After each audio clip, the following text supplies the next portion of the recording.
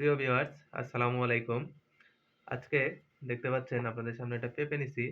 এই পেঁপেটা অনেক বড়, খুব সুন্দর একটি পেঁপে, লম্বা পেঁপে।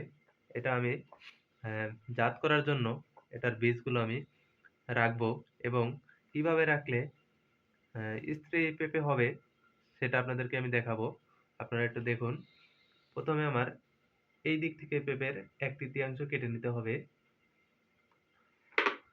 তারপরে নিচের থেকে ১/৩ কেটে নিব।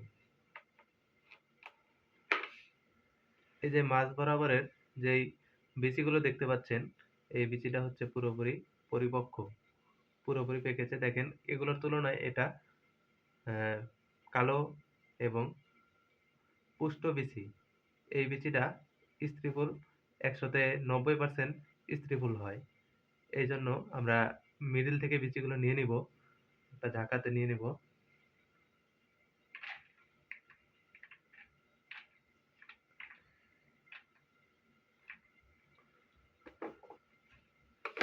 দেখেন বিচিগুলো কত সুন্দর।